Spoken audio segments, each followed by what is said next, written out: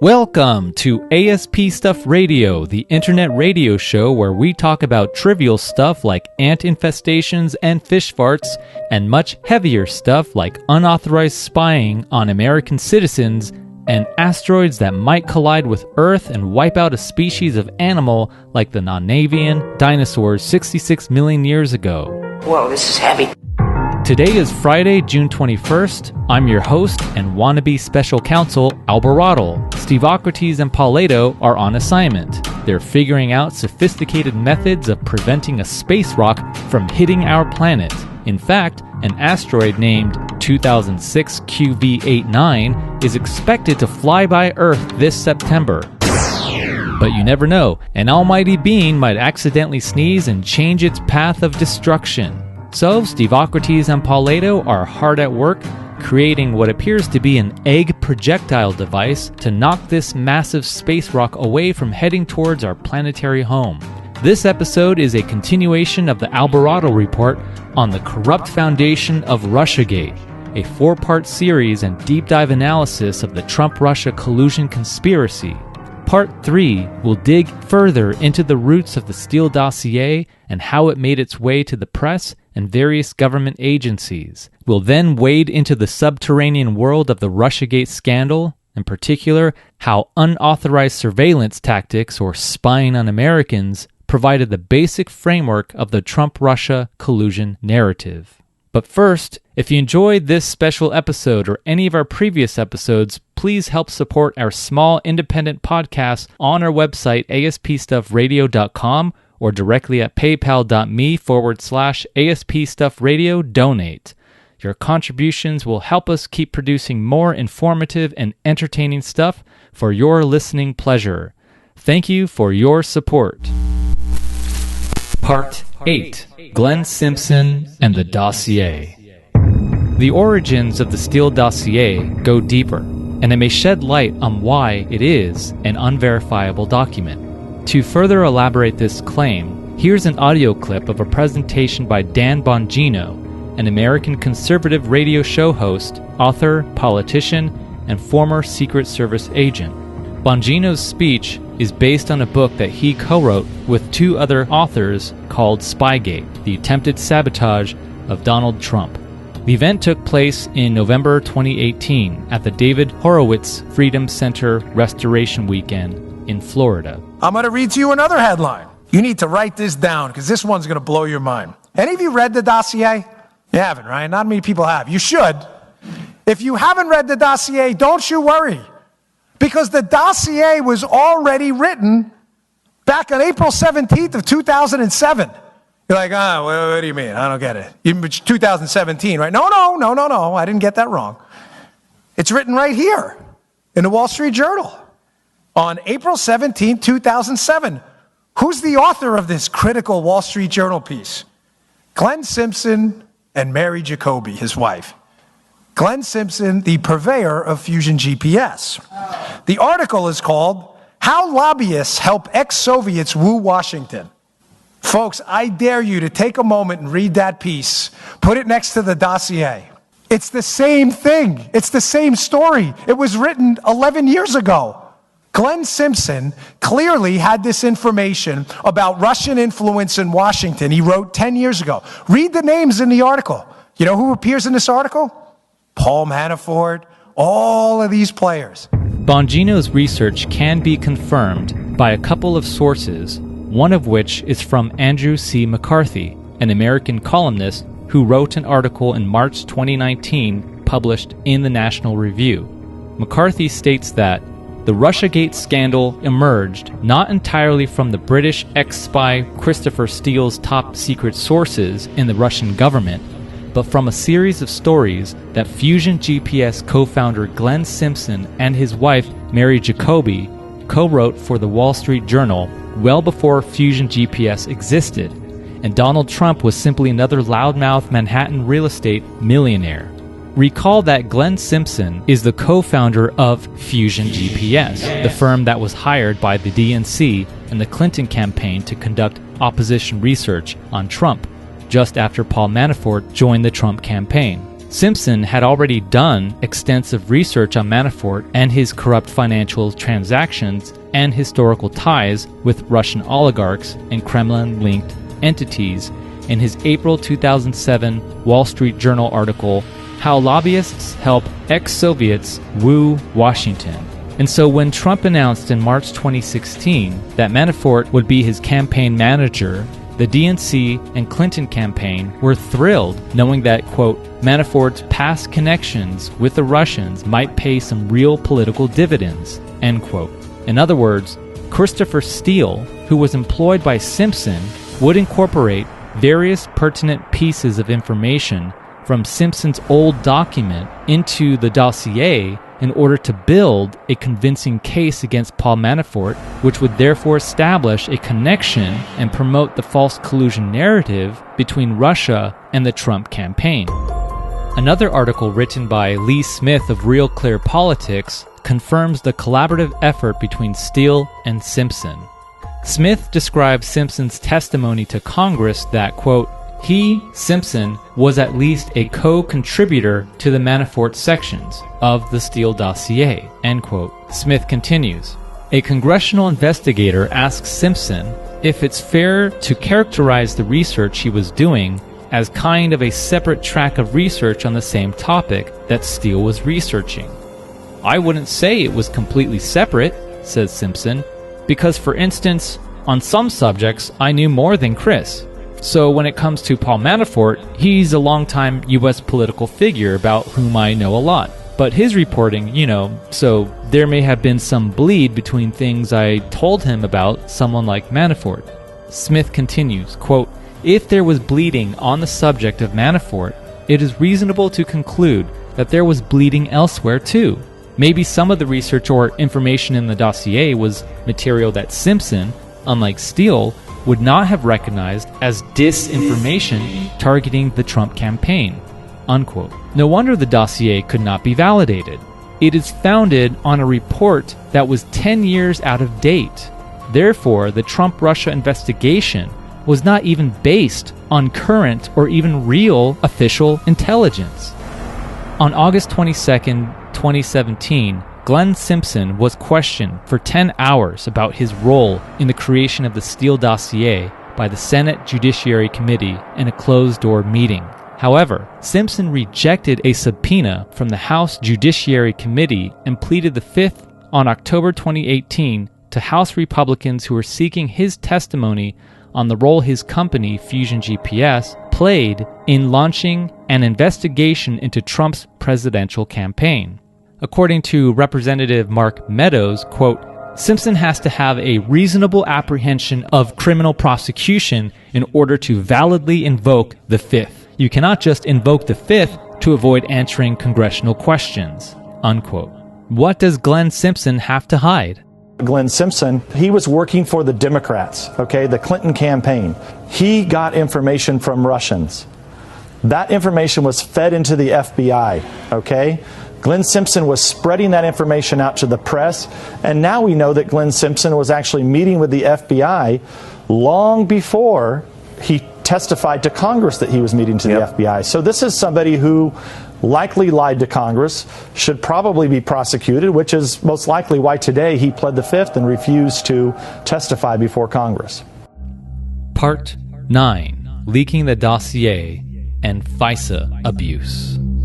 Fortunately, Christopher Steele shared his views about the dossier in a British libel proceeding against him where he, quote, downgraded the seriousness of his dossier reports by claiming that it is nothing more than mere pieces of, quote, unverified raw intelligence and in need of, quote, warranted investigation. In other words, Steele admits that nothing he wrote in the dossier was true since the claims have never been proven. Why then was an uncorroborated document released to the press and published in full by BuzzFeed on January 10, 2017? Simple.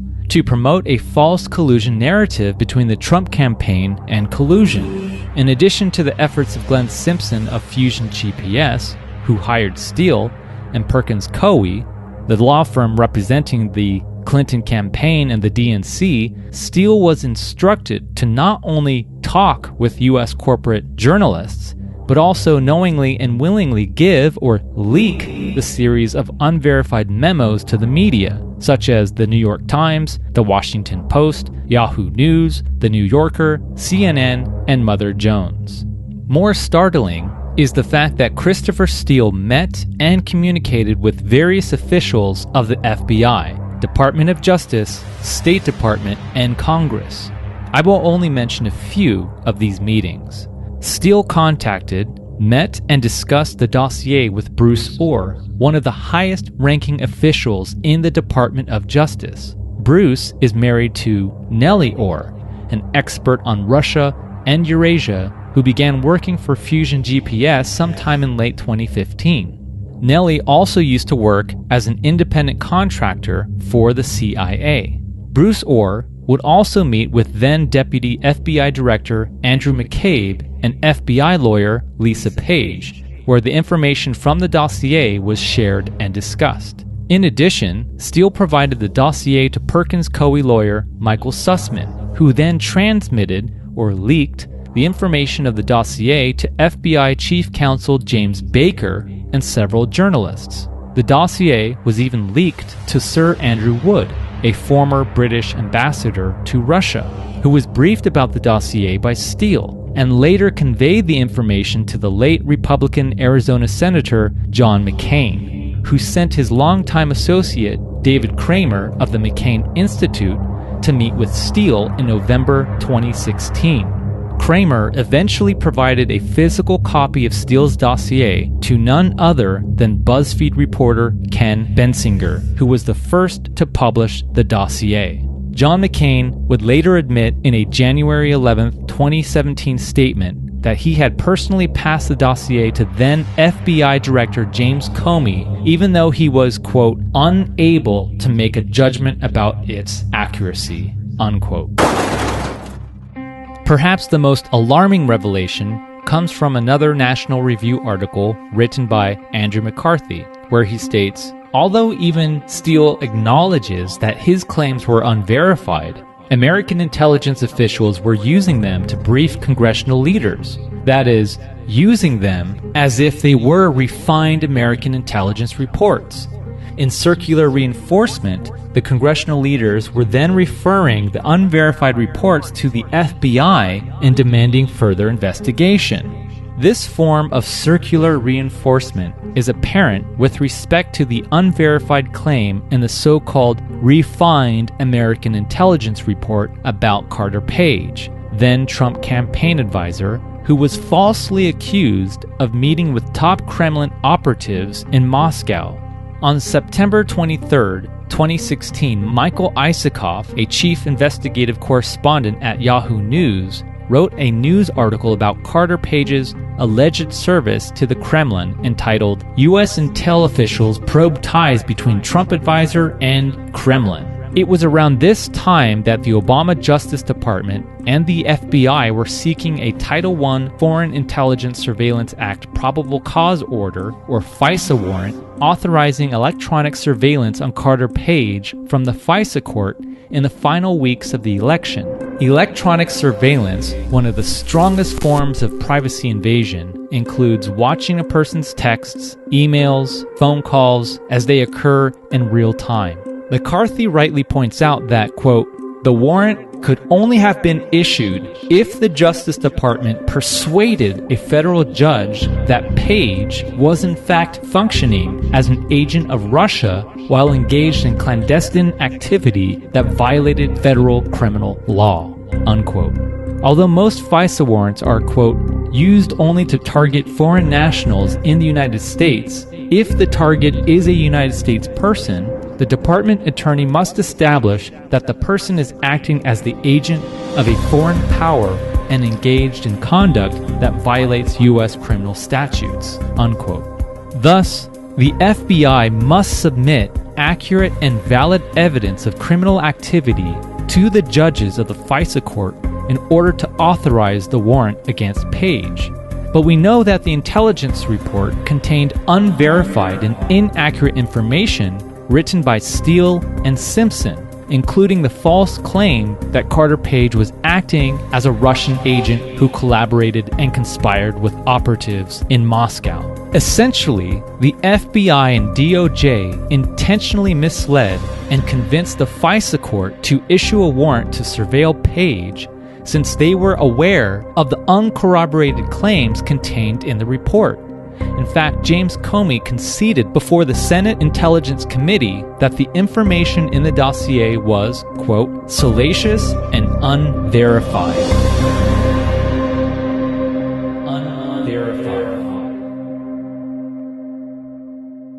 You're listening to ASP Stuff Radio.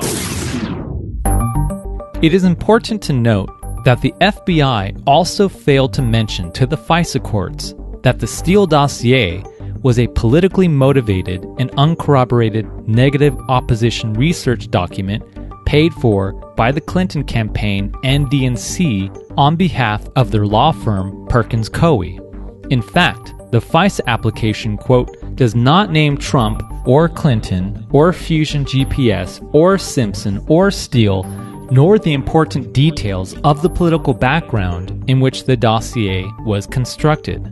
Moreover, the FBI neglected to inform the FISA courts that Carter Page wrote a letter directly to James Comey about the implausible nature of the charges and requested that Comey contact him to discuss the dubious allegations. And yet, a FISA warrant was issued to spy on Page in October 2016 and even renewed 3 times until October 2017, despite the fact that, on November 1st, 2016, the New York Times reported that intelligence officials admitted that, quote, no evidence has emerged that would link Carter or anyone else in his business or political circle directly to Russians' election operations, unquote. And 2, the House Intelligence Committee concluded from its exhaustive inquiry that there was no evidence of collusion or conspiracy regarding Page or other members of the Trump team. To put this in some human perspective, here's a clip from a March 2019 interview with Carter Page and investigative journalist Cheryl Atkinson on her show Full Measure. In September of 2016, shortly before the presidential election, Yahoo News published a story linking Page to Russian operatives. Page says it was part of a government-led propaganda campaign to leak accusations about him and create an air of suspicion about Trump. When you felt you were being targeted or became aware of this, you wrote a letter to then FBI Director James Comey. Tell me about that. Well, literally that weekend, so this outrageous Yahoo News article came out on Friday, September 23rd, 2016. About the opposition research dossier that implicated Donald Trump and you and all kinds of outrageous behavior. Yeah. And so, I sent a letter to Director Comey over that weekend, just explaining, telling him reality and how absolutely outrageous this whole thing is. And I mentioned in there, again, that's why I brought up the fact that I had helped CIA and FBI over many years. And I said, we've had long conversations with the intelligence community. If you have any questions, this is just so implausible on the face, but if you have any questions about it whatsoever, please do not hesitate to contact me, that was essentially the message. And what's interesting is over the next 2 months, both the next month in October 2016 and then again January 2017, they put in these FISA warrants. Wiretap warrants. Yeah, exactly. The FBI had secretly used the dossier full of unverified allegations against Page and Trump in part to justify the most intrusive privacy invasion of a U.S. citizen, a wiretap surveilling his every contact and communication. The FBI told the secretive Foreign Intelligence Surveillance Act Court, or FISA Court, that Page and perhaps others in the Trump campaign were collaborating and conspiring with the Russian government. I don't know if all Americans know that before our intel agencies take the drastic step of a privacy invasion by using our intel tools on a U.S. citizen to surveil them, they're supposed to either have evidence in hand that you've already acted as a foreign spy or you're imminently about to become a foreign spy. So that's apparently what they convinced the FISA court was the case with you. Yeah, it's just outrageous. And then they got how many wiretaps against you? 4. 4 wiretaps, each for 90 days, I think. Yes. Again, something I'm not sure Americans know, but if you are a target and you've been wiretapped, the government is allowed to, or allows itself to also surveil everyone who's in touch with you and everyone who's in touch with those people, at least 2 layers back. Yes. You communicated with people including Steve Bannon, Yes. who were talking to President Trump. Yes. Therefore, would have or could have been wrapped up in the same surveillance. Absolutely. Absolutely. The surveillance secretly continued even after Trump was inaugurated. For 1 full year, Page's every move was watched. When no charges came, the media had reasons for that, too, other than his possible innocence. If the FBI had reason to believe that Carter Page was acting as an agent of Russia, why isn't he facing any charges? You might also actually want to have somebody who is suspected to be a criminal roaming free, because if they're under surveillance, then for counterintelligence purposes, they're picking up a lot of valuable information. But in the end, Special Counsel Robert Mueller concluded no American colluded or even coordinated with Russia. How is it to deal with what happened to you over the course of these 2 years? My biggest concern throughout this has been the damage that it's done to the country. And so I always sort of laughed it off. And I think that in some ways that was a negative cycle in a way, because sometimes if I'm laughing at these people, they almost want to come after you even harder to really bring you down. So, but, you know, I was always more concerned about the damage that it was doing to the Trump administration and other people. You've never met President Trump. You've never spoken to him. Never. If you could say something to him, what would you say? I would say, having experienced firsthand the witch hunt that he's had to live through, and it's been basically an all-encompassing challenge that I've been dealing with, including terror threats, you know, that I've constantly been dealing with, you know, over the course of years. And so, you know, to me, I understand firsthand the challenges he faced. The fact that he has achieved so much is just absolutely extraordinary, you know, in the face of all that. So I'm really excited. And I think now that this cloud is cleared and we're starting to get the real truth about the crimes by the Democrats, I think there's great things ahead. The Justice Department declined comment for this report. Carter Page is now suing the federal government for allegedly using the media to spread false propaganda about him so it would be used as evidence to get a wiretap. On a separate but related note, Cheryl Atkinson, who conducted the interview with Carter Page, was also a victim of illegal and unwarranted surveillance activities where she claimed that her computers were hacked by the FBI or another government personnel. In order to fully understand and appreciate the flawed nature of the FISA warrant application on Carter Page, consider that the application contains a reference to Michael Isakov's Yahoo News article that was used as primary evidence for Page's alleged ties with Russian officials. However, the article is illegitimate because the only independent source to verify the claims about Page is the unverified Steele dossier. This flawed form of justification is called circular reasoning. For example, if your only logical proof that God exists is that the Bible says that God exists, then you committed a fallacy of circular reasoning, since you're assuming the very thing that you're trying to prove. In the world of intelligence, it is called circular intelligence, where single-source reporting is made to look multi-sourced. With respect to the FISA application, it may appear that it contains 2 separate and independent sources. 1, the Steele dossier, and 2, Isakov's article, both claiming that Carter Page was acting as a Russian agent trying to get Trump to lift economic sanctions imposed on Russia back in 2012. But the veracity of the Isakov article is justified only on the basis of the veracity of the Steele dossier. And the veracity of the Steele dossier, an unverified document attached to the FISA application, is based on the veracity of the Isakov article. In essence, there's no external, independent source to justify the FISA warrant application, since there's no evidence to establish the truth of the Carter Page allegation in Steele's dossier and the Isakov article. This deeply unfounded cause for spying on Page clearly violated his right to privacy. This explains why Carter Page strongly believed that, quote, when the falsified FISA warrants against me are eventually revealed to the public, the extent of illegal false evidence will show that there was never any probable cause, but rather vindictive, personal attacks used to justify the Clinton, Obama, Comey regime's domestic political intelligence operation.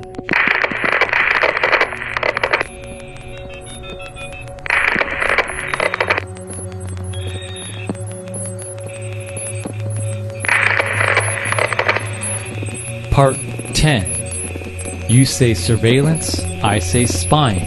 Either way, it's unauthorized. Quote, the National Security Agency's capability at any time could be turned around on the American people, and no American would have any privacy left. Such is the capability to monitor everything. Telephone conversations, telegrams, it doesn't matter. There would be no place to hide. If a dictator ever took over, the NSA could enable it to impose total tyranny, and there would be no way to fight back. Unquote. Frank Church, U.S. Senator who headed the Church Committee in 1975. On October 25, 1978, President Carter signed into law the 1978 Foreign Intelligence Surveillance Act, or the FISA Act, a United States federal law establishing strict procedures and guidelines for the physical and electronic surveillance and collection of foreign intelligence information between foreign powers and agents of foreign powers suspected of espionage or terrorism. Surveillance under FISA is permitted provided that the target is a foreign power or an agent of a foreign power, regardless of whether the target is suspected of engaging in criminal activity. In other words, all non-US citizens can be searched any time of the day without any restrictions. However, all US citizens are protected by the Fourth Amendment against unlawful search and seizure, unless a valid reason or probable cause is established. The FISA Act was created to prevent illegal domestic intelligence activities and to, quote, provide judicial and congressional oversight of the government's covert surveillance activities of foreign entities and individuals in the United States, while maintaining the secrecy needed to protect national security, unquote. In the 1960s, prior to the FISA Act, many political activists and strong critics of the Vietnam War were illegally monitored by the National Security Agency, or NSA. Declassified files show that prominent figures including Martin Luther King Jr., Muhammad Ali, and two actively serving U.S. Senators, Frank Church and Howard Baker, were found to be illegally targeted without court supervision, permission, or warrants, a violation of the Fourth Amendment.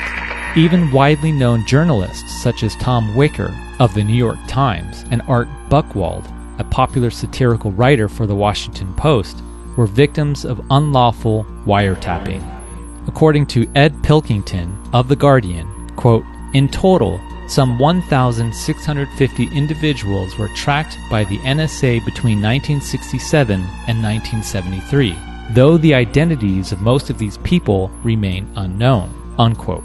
In 1975, Senator Frank Church formulated and led the Church Committee, an investigative effort that ultimately disclosed the abuses by the CIA, NSA, FBI, and IRS. The findings of the Senate committee compelled Congress to pass the FISA Act of 1978. A critical component of the FISA Act was the FISA Court, in which 7 federal district court judges exercised the important task to review requests from law enforcement and intelligence agencies such as the FBI and NSA for permission to surveil foreign nationals and, if necessary, Americans. With this brief but important historical background, we can now appreciate the nature and extent of FBI FISA abuse that occurred prior to the 2016 U.S. presidential election. Let's begin by asking the following question. What motivated the FBI to obtain a FISA warrant to spy on Carter Page, an innocent American citizen, under false pretenses? The answer involves the high-ranking Obama administration official, former CIA Director John Brennan. And that's why I use the term that this is nothing short of treasonous. You're listening to ASP Stuff Radio. Senator Rand Paul claims that an anonymous high-level source mentioned that Brennan was the one who insisted that the unverified and fabricated Steele dossier be included in the intelligence report. This is true because in 2016, Brennan encouraged an investigation into the Trump campaign. According to an Investor's Business Daily editorial, quote, Brennan's CIA ran an operation with the FBI that targeted the Trump presidential campaign using foreign-based assets like CIA and MI6-linked Cambridge professor Stefan Halper to lure Trump campaign aides, namely Carter Page and George Papadopoulos, into potentially politically compromising meetings, unquote. In other words, John Brennan was the architect behind the planning and execution of spy traps, or manipulative efforts to establish connections between the Trump campaign and Russia. One such case involved George Papadopoulos, which was discussed in some detail in Part 2 of this 4-part series. James Clapper, the former Director of National Intelligence, also assisted Brennan in gathering foreign intelligence and fed it throughout the domestic intelligence community, including the FBI, where they would, quote, handle Brennan's intelligence and engaged in the more practical elements of surveillance, unquote. Even more concerning is that Brennan employed an illegal surveillance technique called reverse targeting, which is a violation of Section 702 of the Foreign Intelligence Surveillance Act, a FISA statute. What does Brennan's interagency task force and his unlawful actions have to do with the FBI's request for a FISA warrant in which an unproven document, the dossier, was used as so-called evidence to surveil Carter Page? In short, and to put it crudely, to cover their asses. This naturally indicates that they were caught, and that a moral hero emerged from this dark historical scandal. Navy Admiral and former Director of the National Security Agency, Mike Rogers, whom which without, I probably wouldn't be doing this report.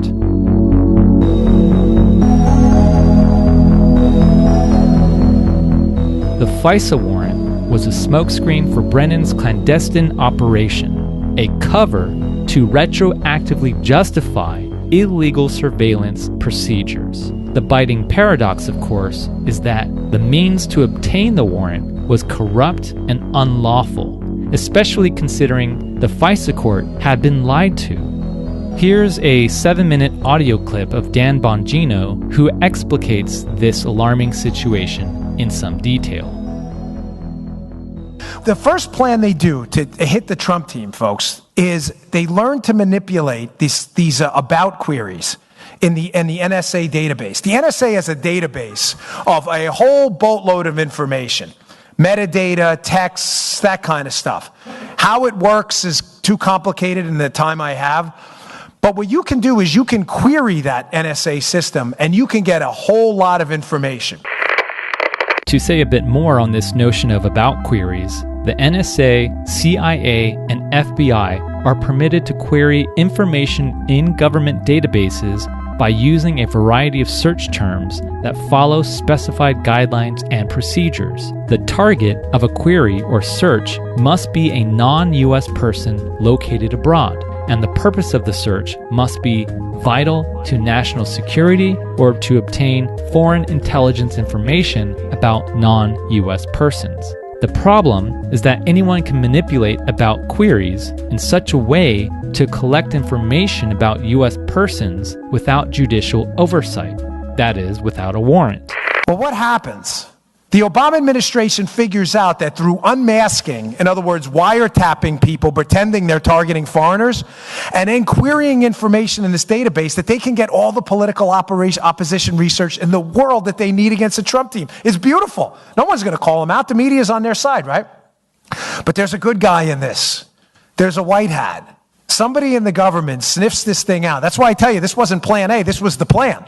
They were going to unmask people, wiretap people, and they were going to query this NSA database and get all the information they needed about the Trump team. But somebody smells a problem, and he's not having it. And he's the white hat. He's the good guy in this story. And it's Mike Rogers of the NSA. Mike Rogers of the NSA senses that there's something wrong about these about queries. In other words, who's tapping into the database here and making political queries? Mike Rogers goes to the Foreign Intelligence Surveillance Court and says, Houston, we got a problem. These queries are supposed to follow very specific guidelines about terrorism, and all these metrics have to be, you can't just spy on Americans in the database. The FISA court looks into it, comes back with a report that was released in March of 2017. Ladies and gentlemen, that is devastating. If you haven't read it, you are doing yourself a great disservice. Allow me to read a brief description of the 99-page FISA court ruling that was declassified by Director of National Intelligence Dan Coates. Quote, a newly released court order from Foreign Intelligence Surveillance Court found that the National Security Agency under the Obama administration routinely violated American privacy protections while scouring through overseas intercepts and failed to disclose the extent of the problems until the final days before Donald Trump was elected president. In describing the violations, the FISA court said the illegal searches conducted by the NSA were widespread and created a very serious Fourth Amendment issue, unquote. Page 80 specifically is horrifying. Apparently, the NSA database was being queried by private contractors working with the FBI. These were not even government officials.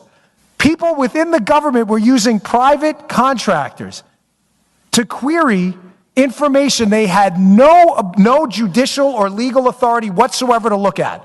Rogers smells a rat. People panic in the government. Now, conveniently, what happens right after the election? Donald Trump's elected. He's the president-elect, right? 10 days after the election, Rogers, who knows this has been going on the whole time, these unmaskings, the tapping of the... Now does the Donald Trump tweet, they tap Trump Tower, then how does it make sense? He got the wording wrong. He didn't understand exactly how it worked, but the idea was not wrong. So about 10 days after the election, someone goes up to visit Donald Trump in Trump Tower. Who visits him? Mike Rogers. But Rogers doesn't tell anyone. He doesn't tell anybody in the White House he's going up there. He visits Trump in Trump Tower, conveniently 10 days after the election, which from my experience in the Secret Service is just enough time for them to go up to Trump Tower, WACA, the White House Communications Agency, for the president-elect, and set up a SCIF where they can talk privately, a sensitive compartmentalized information facility. In other words, a place where no one can listen in. Rogers gives it about 10 days, goes up there, has this big meeting with Donald Trump, and what happens the very next day? Donald Trump evacuates Trump Tower and goes to Bedminster, New Jersey to never return for another meeting.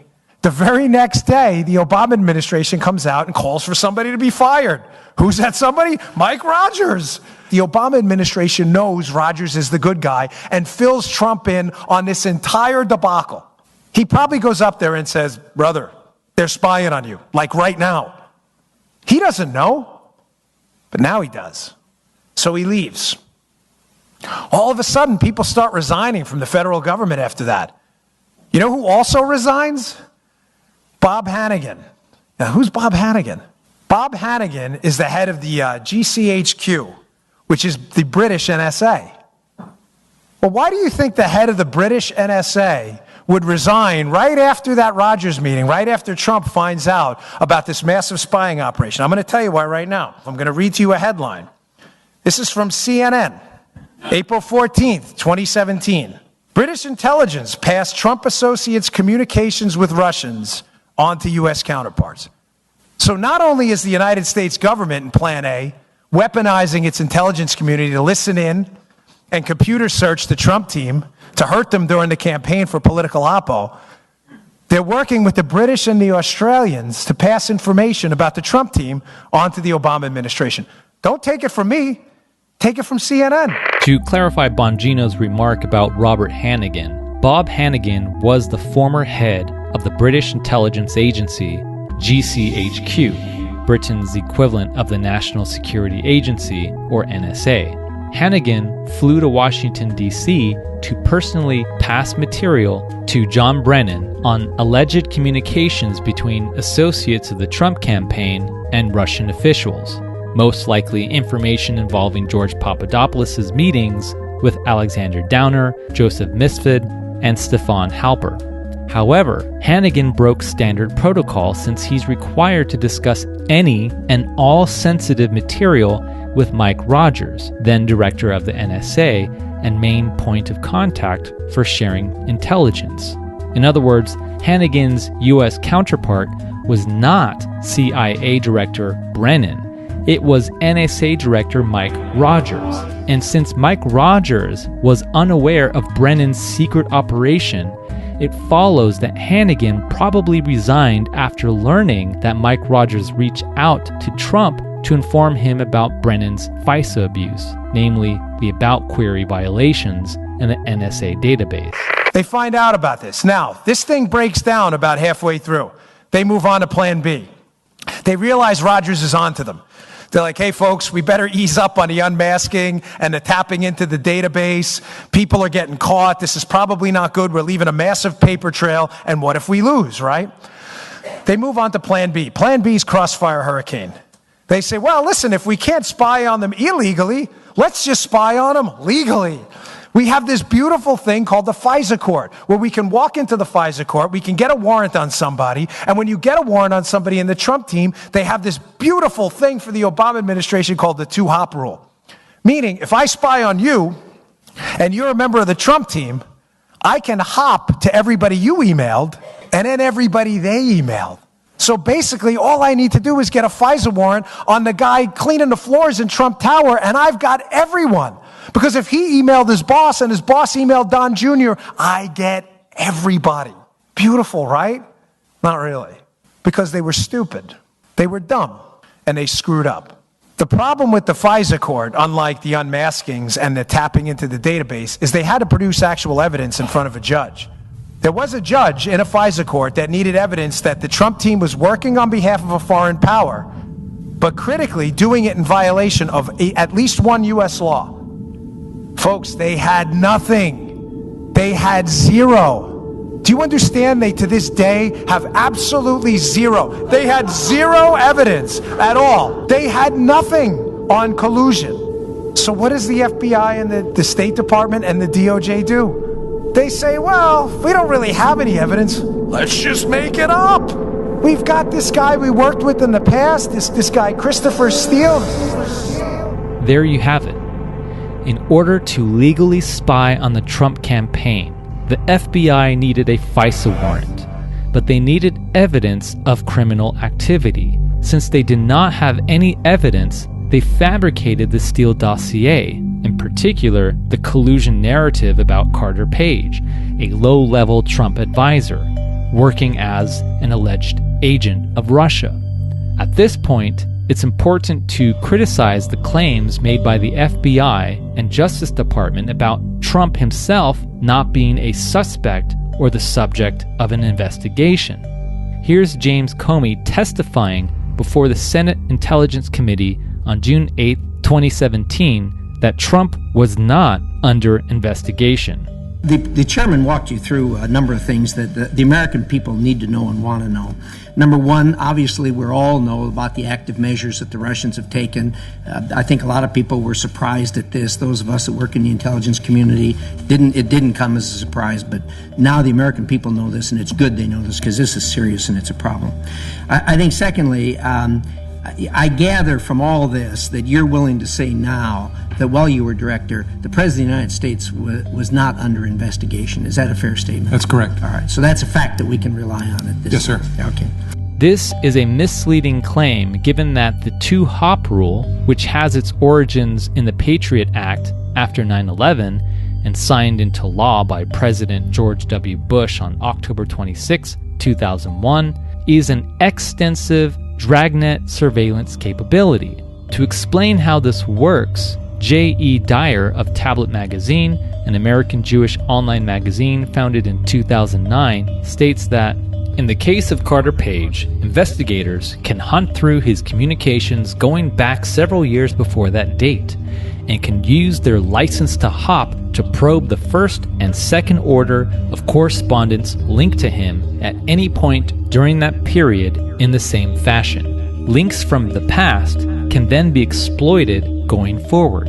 What this means is that under a single warrant, anyone Page had a text or phone call with in the Trump campaign during the brief months of his association with it in 2016 was fair game as a direct connection, all the way through the end of the last warrant extension period on Page in October 2017. The second hop connections of those initial contacts, meaning everyone that those people had contact with, are also fair game. In other words, it's likely that almost everyone on the Trump campaign staff was included in the universe of first and second order contacts of Carter Page. The entirety of their correspondence is therefore also covered by the initial warrant, regardless of whether or not they ever met or corresponded with Carter Page, or whether that correspondence referred to him in any way directly or indirectly. Imagine that the government suspects that you are a terrorist, and they have access to your Facebook account. Then they can surveil all of your friends. That's considered one hop. In addition, your friends' friends on Facebook, whether you know them or not, will also be under surveillance. That's two hops. That's a substantial number of people that the NSA considers fair game for keeping tabs on you. And that is why it is not true that President Trump was not under investigation, since the license to hop 2 times makes it highly likely that if you can target one low-level Trump associate, then you can target the entire Trump team, including President Trump, who would therefore be under investigation. You're listening to ASP Stuff Radio. To summarize Bongino's presentation, domestic and foreign government agencies were involved in employing intricate spy traps and illegal surveillance tactics to establish a connection between the Trump campaign and foreign Russian agents. The latter, which pertains to the FBI's use of outside private contractors, has been confirmed in an Epoch Times article written by Jeff Carlson, where he states that a declassified top-secret foreign intelligence surveillance court report released on April 26, 2017 revealed that government agencies had improperly accessed Americans' communications. The FBI specifically provided outside contractors with access to raw surveillance data on American citizens without proper oversight. Communications and other data of members of the Trump campaign may have been accessed in this way. In that 99-page unsealed FISA court ruling, it asserts that abuses had been occurring since at least November 2015, where, quote, private contractors had full access to raw FISA information on FBI storage systems as well as access to the NSA database, unquote. According to a CIA Office of Inspector General audit report, it is a violation of federal law to hire independent contractors for a wide variety of intelligence and national security-related work that is required to be performed by government employees. And for good reason. Private contractors are given complete access to raw FISA data, such as your text messages, voicemail, bank account information, or other private data. And once in their possession, there's no guarantee that the data can be retrieved. Here's an audio clip of Joe DeGeneva, an American lawyer and political commentator who also reveals this startling information about the FBI's use of private contractors on WMAL Radio's Mornings on the Mall, a conservative talk station in D.C. Joe, on whom were they spying in 2012? I want to go back to the FISA warrants. You said the FISA warrants go back to 2012. No, these are not FISA warrants. Not FISA warrants. That's the scandal. These are not FISA warrants. Okay. What these are illegal access to NSA databases about American citizens. They are called Section 702 queries. 702 is a section of the National Security Act which allows searches under FISA for certain information about Americans. But it must be minimized and it must be kept very, very secret. In fact, those inquiries made by 4 FBI contractors were illegal. Those queries were made about Americans. Those queries were used to unmask Americans. Those queries were then used to use the unmasked information to leak information to the press about Americans. This is what they really fear. Despite the heavily redacted FISA court ruling, some have suspected that Fusion GPS, Glenn Simpson's political opposition research company, and CrowdStrike, the cybersecurity technology company that was hired by the DNC to access their servers, the same firm that accused Russia of hacking in the 2016 US presidential election, might be one of these contractors that were accessing raw FISA information from government databases and leaking it to administration officials. This dangerous, morally corrupt, and illegal form of collecting and sharing intelligence, according to Brennan, quote, served as the basis for the FBI counterintelligence investigation to determine whether such collusion or cooperation occurred, unquote. In essence, the Trump team was already being spied on without proper authorization or justification since late 2015, before the Steele dossier was compiled. And to avoid getting caught, the fake Steele dossier was needed as so-called evidence to obtain a FISA warrant from the FISA court, not only to authorize the continued surveillance on the Trump team, but to retroactively justify what was already unauthorized spying on hundreds, if not thousands, of innocent Americans by Brennan and his sinister entourage. However, because Mike Rogers, the hero behind this corrupt scandal, discovered Brennan's abuse of power, he initiated a, quote, fundamental baseline review of compliance with 702 in regards to the FBI sharing raw classified Section 702 acquired FISA information with private contractors, a non-federal agency, end quote, whose personnel were not sufficiently supervised by a federal agency for compliance minimization procedures. Briefly, Section 702 is part of the Foreign Intelligence Surveillance Act Amendments Act in 2008 that, quote, allows the government to obtain the communications of foreigners outside the United States, for example, their emails or phone calls, including foreign terrorist threats, without a warrant, unquote. Section 702 does not allow the intelligence community to directly target Americans and collect their information, even Americans suspected to be a terrorist or part of a terrorist organization.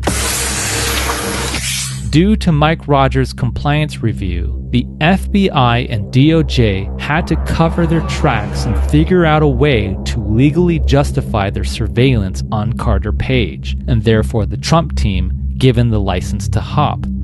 To do this, a FISA application was submitted to the FISA court that contained an intelligence report with the fabricated Steele dossier as warranted evidence.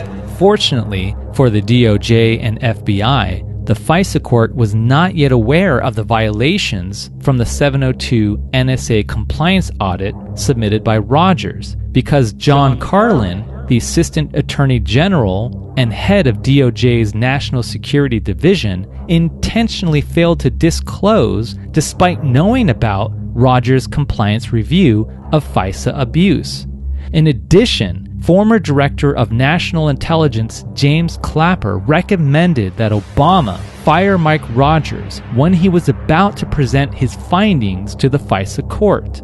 Even though the FBI eventually received the FISA warrant under false pretenses, Mike Rogers fortunately appeared before the FISA court and presented the findings of his audit on October 26, 2016, less than 2 weeks before the presidential election. Here's Mike Rogers testifying before the Senate Intelligence Committee on June 7, 2017 about shutting down all access to raw FISA information even at the expense of national security and ordering a full compliance review of about queries. So in 2016, I had directed our Office of Compliance, let's do a fundamental baseline review of compliance associated with 702.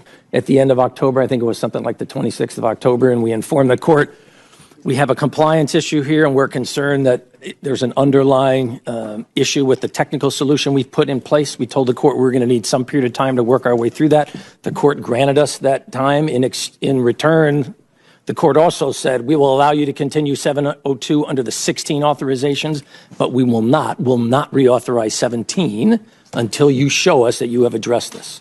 We then went through an internal process, interacted with the Department of Justice as well as the court. And by March, we had come to a solution that the FISA court was comfortable with. The court then authorized us to execute that solution and also then granted us authority for the 702 effort. So how does this harm your collection capabilities to be able to not do the about collections? So I acknowledge that in doing this, we were going to lose some intelligence value. But my concern was I just felt it was important. We needed to be able to show that we are fully compliant with the law.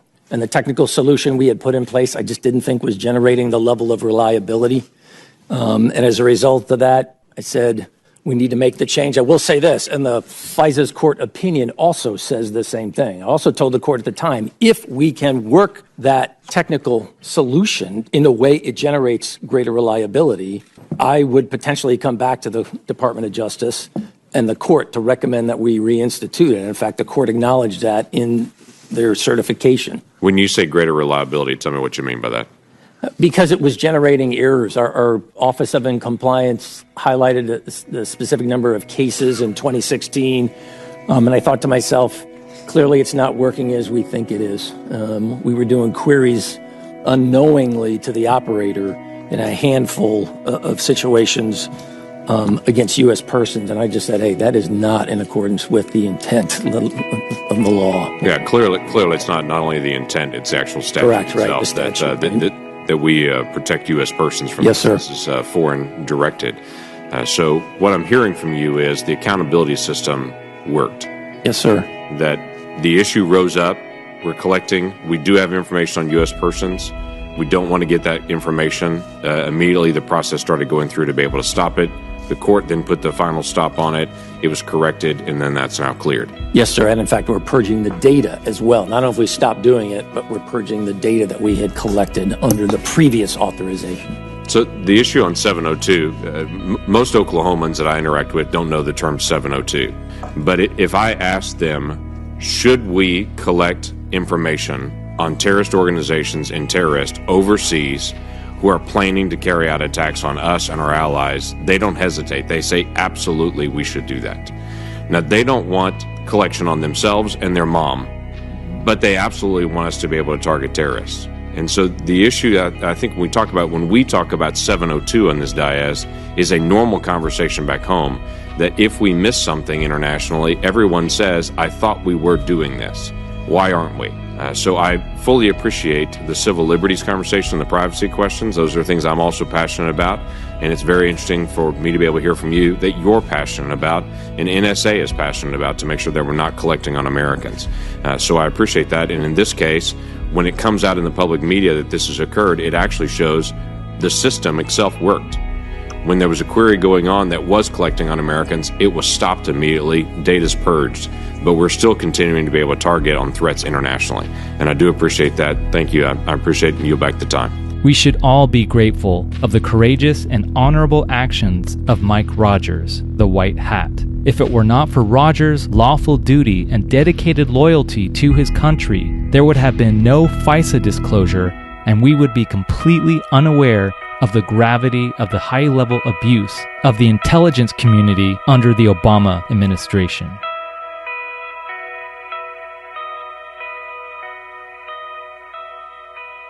You're listening to ASP Stuff Radio. I'd like to discuss the two types of improperly implemented surveillance tactics in relation with the About Queries violation, or the improper use of collecting raw FISA data on Americans. First, Brennan's malicious task force employed what is called reverse targeting, which, quote, relates to the targeting of a foreign individual with the sole intent of capturing data on a U.S. citizen, unquote. For example, when you wiretap a Russian government official but with the intention of collecting information on a U.S. citizen. This act is illegal. However, critics have claimed that reverse targeting is essentially a loophole of Section 702. Brennan claimed that what he was really engaged in was incidental collection, which is acceptable, and it occurs when a foreigner under surveillance just so happens to mention an American, and then that conversational data is picked up or incidentally collected. Whatever you want to call it, reverse targeting can easily be deployed and disguised as incidental collection. After all, suppose you want to spy on Donald Trump, a US person, but you're not legally allowed. However, you also know that Trump often talks to Putin, a foreigner in Russia. So, what you do is spy on Putin, in which a warrant is unnecessary under Section 702 of the FISA Act, and listen to his conversations not because you're interested in what Putin is saying, but because you want to know what Trump is saying. You can therefore gather information on Trump because the data would have been, quote, incidentally collected, and the surveillance was vital to national security. Hence, the backdoor search loophole. Regardless, both activities serve the same purpose: to retrieve information on innocent Americans. By abusing these tactics, or collecting various communications data without a warrant, reverse targeting and incidental collection violate the rights of American citizens, namely the Fourth Amendment, since it is the right of every American citizen not to have the government interfere and intrude in their private life without a probable cause. The second procedure that has been called into question, especially the frequency in which it occurred within a short period of time, is unmasking. In the intelligence community, unmasking is a process in which a U.S. citizen's identity is revealed from incidental collected surveillance. The legal requirement is that if and when a foreign agent is monitored and information about a U.S. citizen is collected, then the U.S. citizen's name or other personal information will be masked on the intelligence report to protect his or her identity. Here's a clip of Mike Rogers explaining the guidelines for revealing the identity of those Americans who are subject to incidental surveillance if and when necessary during a Senate Intelligence Committee hearing on June 7th, 2017 at the Capitol. So with respect to unmasking, the following criteria apply. First, for the National Security Agency, we define in writing who has the authority to unmask a U.S. person identity. That is 20 individuals in 12 different positions. I am one of the 20 in one of those 12 positions, the director. Secondly, we outline in writing what are the criteria that will be applied to a request to unmask. In a report, and again, part of our process under 702 to protect the identity of U.S. persons as part of our minimization procedures, when we think we need to reference a U.S. person in a report, we will not use a name, we will not use an identity. We say U.S. person 1, U.S. person 2, U.S. person 3. That report is then promulgated. Some of the recipients of that report will sometimes come back to us and say, I'm trying to understand what I am reading. Could you help me understand who is person one or who is person two, etc. We apply 2 criteria in response to their request. Number 1, you must make the request in writing. Number 2, the request must be made on the basis of your official duties, not the fact that you just find this report really interesting and you're just curious. It has to tangibly tie to your job. And then finally, I said too, but there's a 3rd criterion, and that is the basis of the request must be that you need this identity to understand the intelligence you're reading. We apply those 3 criteria, we do it in writing, and one of those 20 individuals then agrees or disagrees. And if we unmask, we go back to that entity who requested it, not every individual who received the report, but that one entity who asked for us. We then provide them the U.S. identity, and we also remind them the classification of this report and the sensitivity of that identity remains in place. By revealing this U.S. person to you, we are doing it to help you understand the intelligence, not so that you can use that knowledge indiscriminately. It must remain appropriately protected. On July 27, 2017, former chairman of the House Intelligence Committee, Devin Nunes, sent a letter to the Director of National Intelligence, Daniel Coates, regarding evidence of illegally unmasking and leaking that private information to government officials. Nunes' letter states, "We have found evidence that current and former government officials had easy access to U.S. person information and that it's possible that they used this information to achieve partisan political purposes, including the selective, anonymous leaking of such information.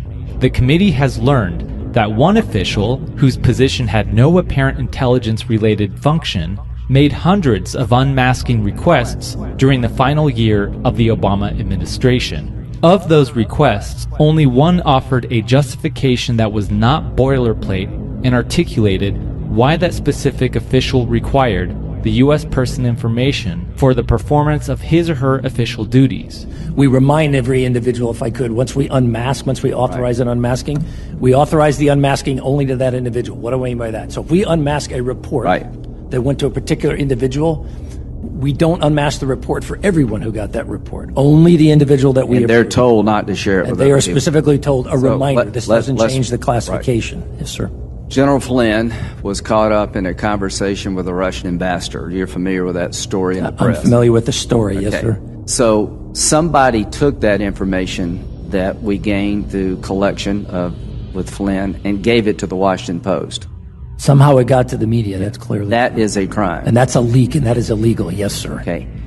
Are you concerned about people taking the law in their own hands, no matter how noble they think the event may be? Oh, yes, sir, which is why I've gone to my workforce in writing and said, let's make sure we understand what the professional ethos of our organization is. We do not engage in this behavior, and if I catch you engaging in this behavior, I will hold you criminally liable, and you have no place in this organization. There were 2 government officials under the Obama administration responsible for possibly illegally unmasking. Samantha Power, the U.S. ambassador to the United Nations, and Susan Rice, U.S. National Security Advisor, both testified to the House Intelligence Committee that they had purposely unmasked not only Trump officials, but the identities of hundreds of U.S. citizens from conversations that they deliberately obtained from intelligence surveillance. The fact that the investigation into Trump-Russia collusion was initially illegitimate or unfounded, and given that there was no evidence of the Trump campaign colluding with the Russians, the decision to uncover the identities of hundreds of innocent Americans who were incidentally caught in the surveillance dragnet could not have been legally justified on the basis of national security or for other vital reasons or interests. Therefore, the decision to unmask, much less collect raw FISA information, must have been for political gain, which is an unlawful and morally corrupt basis for revealing a U.S. citizen's identity and other private information. How long has this unauthorized surveillance or spying on Americans been going on? Shockingly, FISA abuse can be traced back 5 years, starting in 2012. Here's a clip of Joe DeGeneva, the former U.S. attorney and political commentator who reveals this startling fact. The intelligence community, which includes the FBI, is in full resistance to disclosing what they did during the presidential campaign. But here's the other problem they have, and they're very fearful of. The FISA court has already found that there was political spying going on starting in 2012. Not 15, not 16, 2012. Why was that spying going on in the Obama administration? The FBI and the CIA desperately fear that if these disclosures become publicly known in a wide-ranging way, their powers may be cut back, FISA may be restricted, and some additional people may go to prison. In the court order signed by Judge Rosemary M. Collier, the same document based on Rogers' disclosure of ongoing FISA abuses, it states that the court had learned that U.S. intelligence agencies conducted illegal surveillance on Americans over a 5-year period starting in 2012 under the Obama administration, and that the FBI, quote, authorized and allowed for limitless, unlawful, and warrantless access to government databases by private contractors, unquote. One can only imagine the founding fathers rolling over in their graves, for they would have wanted to protect America from this incredible invasion of privacy by the government.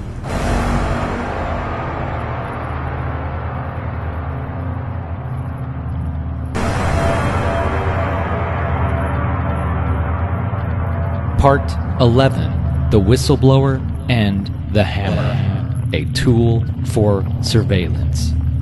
There's no denying that the FBI conducted unauthorized, continuous, and warrantless surveillance on innocent Americans, including the Trump team. But not many are aware of the origins that made the unprecedented act of unfounded spying on a presidential campaign, much less millions, yes, millions of Americans even possible.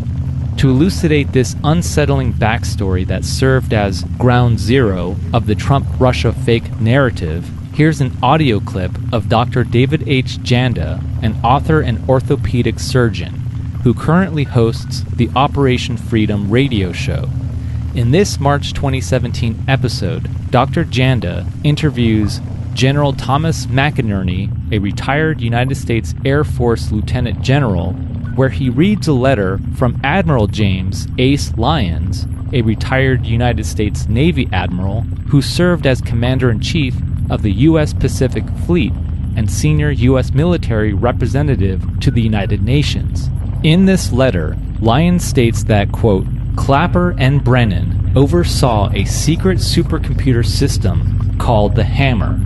They were doing illegal and unconstitutional data harvesting and wiretapping. They wiretapped Donald Trump a zillion times, unquote. Now, let me complicate your problem a little more. Go right ahead. I just got 15 minutes ago, and I just sent it to you. Yeah, I saw it. And I'll read it. From General Lyons. Go ahead. I want you to, because I think this is really, really important, and the lamestream fake media, Tom, will never touch this. Go for it. They will never go. President Obama's Director of National Intelligence, James Clapper, and his Central Intelligence Agency Director, John Brennan, oversaw a secret supercomputer system known as the Hammer, according to former NSA-CIA contractor turned whistleblower Dennis Montgomery. Clapper and Brennan were using the supercomputer system to conduct illegal and unconstitutional government data harvesting and wiretapping. The Hammer was installed on federal property in Fort Washington, Maryland, at a complex which some speculate is a secret CIA-NSA operation at a U.S. naval facility. President Trump's allegation that the Obama administration was tapping him is not only supported by Montgomery's whistleblower revelations about Brennan and Clapper's computer system, the Hammer, but also by statements made this week by William Binney, a former NSA technical director of the World Geopolitical and Military Analyst Reporting Group, by former CIA and State Department official Larry Johnson, and by Montgomery's attorney Larry Klayman. The system, the hammer, according to the audio tapes, accessed the phone calls, emails, and bank accounts of millions of ordinary Americans. One of the ordinary tapes made public by federal Judge Murray Snow revealed that Brennan Clapper particularly targeted and wiretapped Donald Trump a zillion times. End of quote. Game, set, and match. Game, set, and match. And that came through General Lyons, correct? Admiral Lyons, yes. Admiral. Right, Admiral Lyons, Ace Lyons. This is another violation of the Espionage Act. Trump was being wiretapped. Fact. And this points it out yet again. Exactly, Dave. And that's the danger that we now have. There are so many systems capable of penetrating social media and iPhones, mobile phones that we're also dependent upon. And wisely, I want the CIA and I want the NSA to be listening to bad guys. I don't want them to be listening to us. You're listening to ASP Stuff Radio. To clarify, Thomas McInerney was reading a letter written by Admiral Lyons, which was quoting an excerpt from an article written by investigative journalists Mary Fanning and Alan Jones, entitled Whistleblower Tapes, Trump Wiretapped a Zillion Times by the Hammer, Brennan's and Clapper's Secret Computer System. To summarize the article, under the Obama administration, CIA Director John Brennan and Director of National Intelligence James Clapper allegedly implemented a foreign surveillance software program called The Hammer, a program developed by Dennis Montgomery, an American software designer and contractor for the CIA, FBI, and NSA, to collect hundreds of thousands of emails, phone calls, internet activities, and financial transactions of millions of Americans, including Trump and his campaign associates and even Supreme Court justices, for leverage and blackmail. According to Montgomery, the hammer was meant only for foreign surveillance, not to be, quote, weaponized for domestic surveillance against the American people, unquote. On March 2017, the name of the super surveillance system has been confirmed and revealed to the public on WikiLeaks Vault 7, which consists of a series of published documents that detail the various activities and capabilities of the CIA. One of the main functions of the hammer is to, quote, send specified plugins from a collection of iOS plugins called Wild Turkey to targeted devices and installs or implants them for surveillance operations, unquote. In other words, the hammer, quote, deploys or throws malicious plugins at targeted computers and smartphones to collect the intercepts and then sends the data back to the master supercomputer framework, unquote. Montgomery became aware of this illegal and systematic surveillance on prominent Americans and felt morally compelled to call out this sheer abuse of power and deliberate misuse of intelligence. Mary Fanning further reports that, quote, Montgomery contended that the government can also use the hammer to plant files such as state secrets on a target's computer, setting up the owner of that device for blackmail or framed prosecution, unquote. This has been confirmed in a Baltimore Sun article written by Ray McGovern, a former CIA analyst, and William Binney, a former NSA officer. The article reads, on March 31st, 2017, WikiLeaks released original CIA documents, ignored by mainstream media, showing that the agency had created a program allowing it to break into computers and servers and make it look like others did it by leaving telltale signs like Cyrillic markings, for example, unquote. Cyrillic script is a writing system used for various alphabets across Eastern Europe, including Russia, the Caucasus, and Central and North Asia. With Dennis Montgomery's testimony and the WikiLeaks dumped documents, it's possible that, according to former intelligence analysts McGovern and Binney, the alleged Russian hacking of the DNC servers was, quote, an active measure undertaken by a cabal consisting of the CIA, FBI, NSA, and Mr. Clapper, unquote. For all we know, and unless we can rule out this nefarious plot, the CIA could have made it seem like the Russians were the source of the hacked DNC servers. I'll finish playing the rest of the audio clip from Dr. Janda's show. About a week to 10 days, 17 days before Obama left office. Not 17 months, not 17 weeks, but within a couple of weeks of leaving office, he passed an executive order where that information that the NSA gets, they don't have to hold it, that it can immediately be sent to the 16 other intelligence agencies and can be leaked ad nauseum. Correct. I mean, that alone, Tom, to me is a violation of the Espionage Act again. I agree. I mean, the fact is, and he had now he didn't authorize it personally. Loretta Lynch, his attorney general, did, and she signed it. But the fact is, you know that she communicated with him, and you know that he's not going to have any fingerprints on this. So let's just say the Obama administration is guilty of violating the Espionage Act. This is an important and relevant piece of legislation that Dr. Janda mentions that should not be overlooked. Several days before Obama left office in 2016, his administration finalized the rules to make it easier for the NSA to share unfiltered, globally intercepted information about innocent American citizens with 16 other intelligence agencies before applying for privacy protections. Under Section 2.3 of Executive Order 12333, also known as Obama's Data Sharing Order, certain agencies and individuals can now request the NSA for access to specific surveillance content that is suitable to their objectives.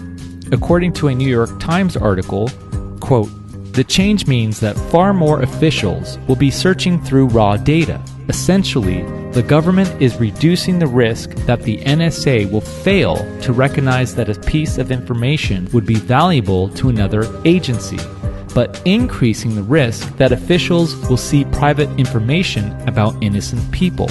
Among the most important questions left unanswered about the executive order is whether analysts would be permitted to use Americans' names, email addresses, or other identifying information to search a 12333 database and pull up any messages to, from, or about them that have been collected without a warrant, unquote.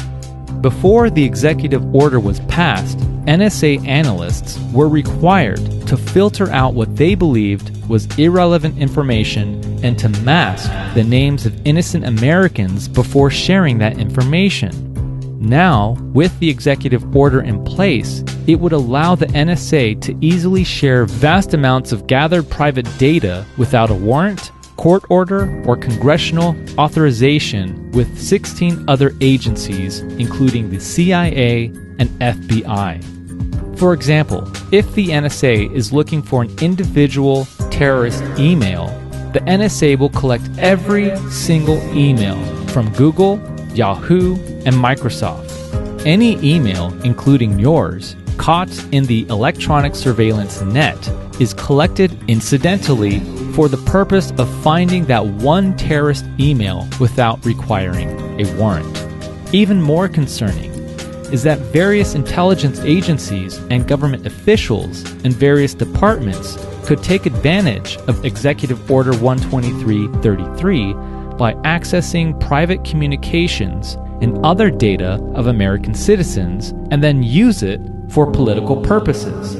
In fact, it was precisely because of 12333 that enabled Brennan to incidentally collect information on millions of Americans, including Trump campaign officials, and to maliciously exploit the data to create and reinforce the Trump-Russia conspiracy theory.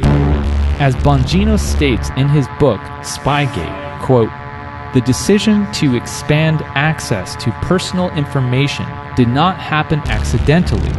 It's possible that this kind of intelligence sharing was already occurring between the NSA and some intelligence agencies during the election to build the Russia collusion narrative. The timing of the new procedures supports this theory since they occurred just days before Trump would take control of the White House." Unquote.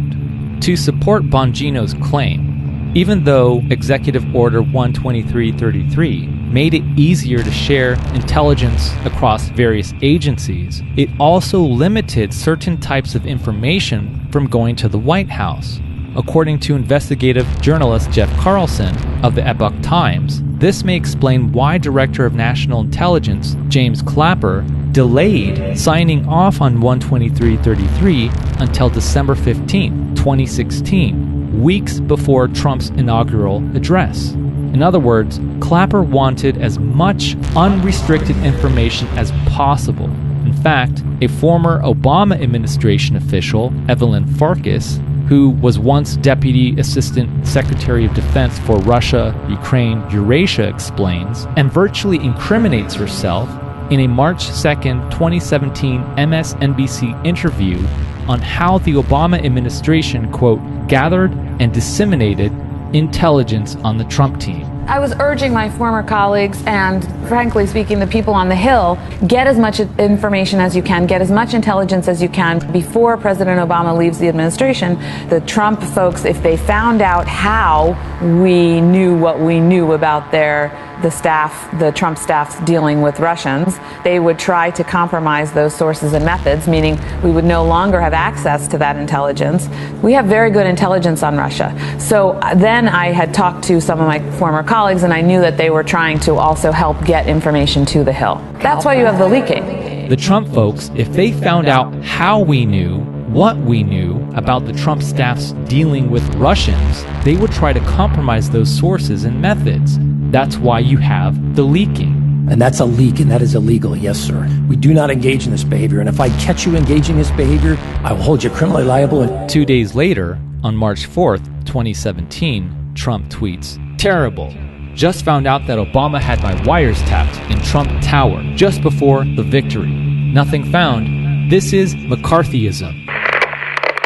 Lastly, I'd like to play a very important audio clip of Dennis Montgomery himself speaking with his attorney, Larry Klayman, the founder of Judicial Watch and Freedom Watch, who also hosts his own radio show. In this March 2017 episode, Montgomery discusses James Clapper and John Brennan's unconstitutional use of the surveillance program, or the Hammer. Dennis, tell your story.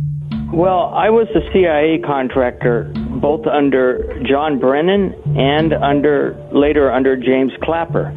And these individuals were running domestic surveillance programs in the United States, collecting information on Americans. Now, this isn't political. They were collecting information on Republicans and Democrats, but they collected everything they could find: bank accounts, phone numbers, chats, emails, and they collected it, a massive amount of it, under the Obama administration. Now, I came forward years ago to bring this information to the people that these surveillance programs were not just being run on foreign surveillance, they were being run on domestic surveillance. When James Clapper says there was no surveillance in 2013 when he came before Congress, that is the tipping point by which Snowden said, "I've had enough," and took up the information and left. I've been doing this whistleblowing because I think it's important to all Americans to understand how much of this data was collected and how it's being used as leverage against people. Now, Dennis, the intelligence agencies have tried to destroy you, have they not? Yes, in 2000, they leaked false information about me in 2009 and 2011 to the press to discredit me in case their domestic surveillance programs ever came public. And they used a reporter of the New York Times by the name of James Risen, who wrote a book, Pay Any Price, to also destroy your reputation. Isn't that correct? That's correct. Somebody leaked my name to him, saying about my work for the government didn't work and so forth, which is ridiculous. My work save lives. Millions of people were probably saved because of the work I was doing. Well, you can see how they're trying to destroy the Trump administration right now, so it's no secret that they tried to destroy a whistleblower like you. And James Risen wrote this book, Pay Any Price. We've sued him in court. It's now on appeal to the district court in the circuit court in Washington, D.C.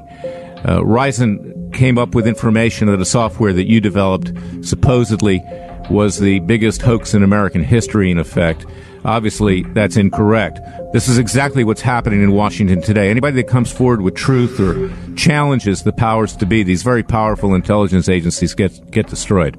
James Risen was leaked false information, and he was so much in a hurry to report it that he reported it not understanding that his sources were unreliable. His sources were giving him false information. They were giving him fake news. He didn't even bother checking whether the news was accurate or not, so he spun this tale, and he knew I could not respond to his articles because I was under a U.S. protective or gag order on me saying I couldn't respond to anything, and I had the state secrets privilege filed against me that if I would have violated, I would have been charged with treason under the U.S. Espionage Act. So anybody could say anything, and I had no ability to respond to it because the government had a gag order on me. And Dennis, you know that I brought you forward to the Federal Bureau of Investigation at the highest levels, just under Director James Comey. We were working through his general counsel, James Baker, two special agents, Walter Giardina and William Barnett, who interviewed you for 2 to 3 hours. Is that correct? Yeah, they not only interviewed me, I was giving, as you well know, no questions in advance. I answered all of their questions. I never took the fifth at any time. I never left the room and said, let me talk to my attorney about the questions. You were there. I answered every single question that they asked me without hesitation. I have put my family for years at great risk by coming forward. It's been very difficult on me and my family. Obviously, I went through a health crisis a number of years ago. I felt so... Well, you have a brain aneurysm, right? You could die at any time. That's correct. I suffered multiple strokes in 2014, and after months of being in the hospital, I went to Washington, D.C. and met with the judge there to explain what was going on. That was Judge Royce Lamberth, who put us in touch with the FBI. I provided him information of massive domestic surveillance, specifically of Article 3 judges, which seemed to be a primary target of these domestic surveillance because they were looking for information on judges to be able to use it against them as leverage. Judge Lamberth is a great patriot as well. Absolutely. And we thank him, and he was instrumental in having me make the contacts to get you immunity. That interview that you gave was videotaped, wasn't it? Yes, it was a videotaped deposition, and I laid out these private domestic surveillance programs that were being run. I specifically named names, James Clapper and John Brennan. When James Clapper and John Brennan said in 2013, we're absolutely not doing any domestic surveillance, it was outright lies. They know I had the data that we had collected, so they know that they had to destroy my reputation because if the data gets out, it's pretty hard to argue the data. 600 million pages is a lot of data. That interview took place about 2 years ago. You remember? Yeah, it took place in December 2015. And I've asked the FBI to preserve that information. Now, I myself am skeptical about the FBI because they do similar surveillance, don't they? I mean, they send drones over neighborhoods. They grab everybody's phone call, even if they're just looking for one person. And is it possible that maybe they're covering this up because they may be culpable as well? I think that they've been involved in as much as the CIA and everybody. In fact, on the data that I provided them, it shows that the FBI servers were breached by the CIA at least 7 times over 6 years. Why would the CIA be breaching the FBI computers? I'll tell you why. Because they were interested in finding out if there were ongoing criminal investigations going on into their own actions. You've heard the allegations of President Trump that he's wiretapped. Is that credible? Is that plausible? Absolutely. In fact, I provided to the FBI 17 businesses of Donald Trump, including the Trump Tower, the Trump leasing programs, all of these different programs, and including Trump himself and the various family members that had been wiretapped under these programs. I started by going to Maricopa County and showing that Sheriff Arpaio himself was wiretapped under the Obama administration. And frankly, no one on the intelligence committees can be trusted. Do you think they can be? I don't think they can. No, in fact, Representative Nunes came out recently saying that there was no credible evidence that Trump Tower had been wiretapped. I find that amazing, considering I have both contacted Representative Nunes and said I would be more than willing to supply you information proving that they had, and that there's so much mass surveillance data that has been taking place. I mean, there's been a wiretap on Trump for years. You're listening to ASP Stuff Radio. On August 19th, 2015, Montgomery provided, quote, 46 hard drives and 600 million pages of evidence documenting illegal surveillance to the FBI. The law enforcement agency took possession of Montgomery's evidence in exchange for a receipt and his production of the physical evidence, unquote, as well as granting him limited immunity. The classified data was given to the Assistant U.S. Attorney, Deborah Curtis, and FBI officials, James Comey and James Baker. Nevertheless, according to a March 1, 2018 memorandum of civil case Montgomery v. Comey, District Judge Richard J. Leon stated that Montgomery allegedly gave the hard drives to the FBI because the FBI expressly promised that it would investigate the mass surveillance. Former General Counsel of the FBI, James Baker, allegedly assured plaintiffs that Comey was taking hands-on supervision of the Montgomery investigation, given its importance. Comey and the FBI, however, never conducted the investigation, and Montgomery alleges that they are concealing the hard drives in order to, quote, ensure that the evidence contained therein is not investigated or revealed to the public and prosecuted, unquote. In fact, Larry Klayman, Montgomery's attorney, is accusing James Baker of burying Montgomery's case. If Baker succeeds, then Montgomery's case will never see the light of day. The president has put in place an organization that contains the kind of database that no one has ever seen before in life. That's going to be very, very powerful, and that database will have information about everything on every individual in ways that it's never been done before, and whoever runs for president on the Democratic ticket have to deal with that. They're going to have to go down with that database and the concerns of those people because they can't get around it. And he's been very smart. I mean, it's very powerful what he's leaving in place. And I think that's what any Democratic candidate is going to have to deal with. That was Democrat Representative Maxine Waters confirming Obama's Big Brother database in a February 2014 interview with American journalist and TV host Roland Martin. Let's listen to how John Brennan would respond if he or the CIA was accused of spying on American citizens or hacking into their computers. As far as the allegations of CIA hacking into Senate computers, nothing could be further from the truth. I mean, we wouldn't do that. I mean, that's just beyond the scope of reason in terms of what we do. She says that there are potentially illegal and unconstitutional breaches by the CIA. When the facts come out on this, I think a lot of people who are claiming that there has been this tremendous sort of spying and monitoring and hacking will be proved wrong. Oh, of course Brennan would never spy on Americans. It is beyond the scope of reason. Totally irrational. This audio clip is in reference to Senator Dianne Feinstein's accusation that the CIA was spying on the Senate Intelligence Committee in 2014 as they were finalizing the report on the use of torture on prisoners. Should we believe the words of John Brennan, considering what was recently revealed by Mike Pompeo, who was director of the CIA under Trump from January 2017 until April 2018, and now currently serves as Secretary of State? When I was a cadet, what's the cadet motto at West Point? You will not lie, cheat, or steal, or tolerate those who do.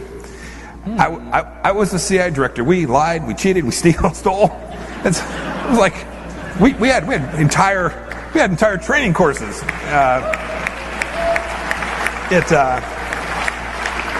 This event took place at a Q&A discussion at Texas A&M University. I don't know what's more disturbing, the crowd's laughter and applause, or Pompeo's pompously unsettling remark. In any case, in Brennan's words, quote, "A lot of people who are claiming that there has been this tremendous spying and monitoring and hacking will be proved wrong," unquote. It is remarkably astonishing that Brennan's words are just as relevant now as they were in 2014, and hopefully Brennan will be proved wrong. Ironically, a week after releasing his concise summary of the main conclusions of Mueller's report in March 2019, Attorney William Barr testified to Congress claiming that spying did occur against the Trump campaign in 2016, and that he wanted to further investigate the origins of the investigation in determining whether surveillance was justified, or as Barr says, adequately predicated. As I said in my confirmation hearing, I am going to be reviewing both the genesis and the conduct of intelligence activities directed at the Trump campaign during 2016. But one of the things I want to do is pull together all the information from the various investigations that have gone on, including on the Hill and in the department, and see if there are any remaining questions to be addressed. And can you share with us why you feel a need to do that? Well, for the same reason we're worried about foreign influence in elections. We want to make sure that during an election, I think spying on a political campaign is a big deal. It's a big deal. Generation I grew up in, which was the Vietnam War period, people were all concerned about spying on anti-war people and so forth by the government. And there were a lot of rules put in place to make sure that there's an adequate basis before our law enforcement agencies get involved in political surveillance. I'm not suggesting that those rules were violated, but I think it's important to look at that. And I'm not talking about the FBI necessarily, but intelligence agencies more broadly. So you're not suggesting, though, that spying occurred? I don't, I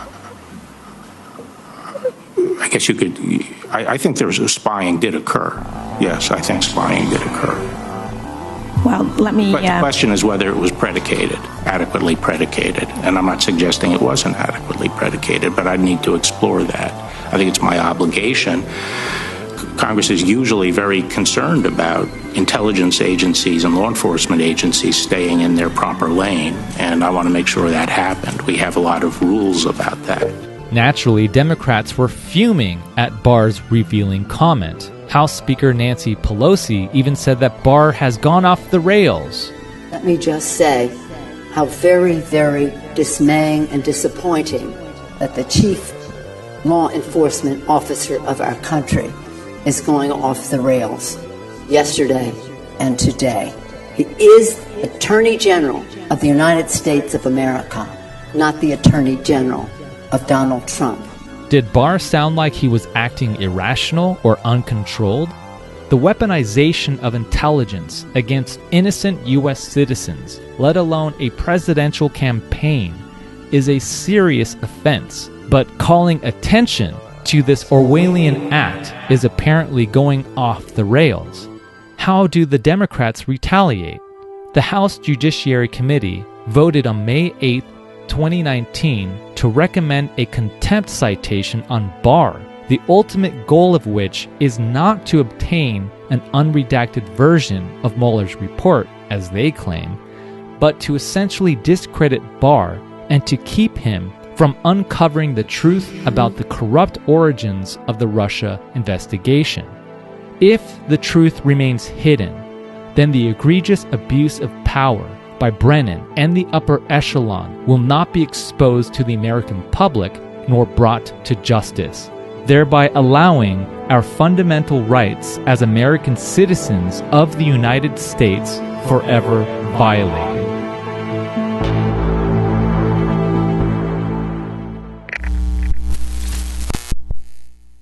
There is evil in mankind, and we've seen a lot of that in this segment.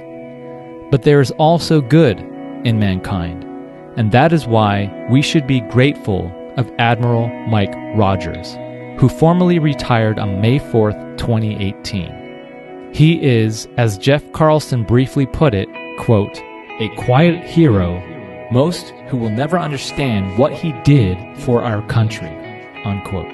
I will conclude with an audio clip from Director of National Intelligence Dan Coates, making a few noteworthy comments about Mike Rogers and poignant remarks from Rogers' farewell speech. Mike had to sail through some tough waters, and he did it as only a leader can do it. He led this agency back from a difficult situation to an absolutely essential agency doing tremendous work and providing the kind of intelligence that we need in order to keep our people safe. Mike, I can't thank you enough for your leadership, for all you've gone through. You're a tenacious worker. We are so grateful for your leadership. I'm so honored to have served with you, and we wish you just nothing but the best in the future, and do try to slow down a little bit. This nation entrusts us with an amazing set of capabilities. We are given access to data of incredible sensitivity. We must continue to safeguard that, ensure the appropriate security, and to remember the trust the nation places in us. We execute our critical mission of foreign intelligence and cybersecurity at NSA within a legal framework and a set of policies that we follow to the letter. That is our strength. That is what generates the confidence of this nation, that these many resources that are granted to us are being used appropriately, wisely, and in the best interests of the citizens we serve. And remember what it is that we do. We serve the citizens of this nation and our friends and allies around the world. And we never, never violate that trust.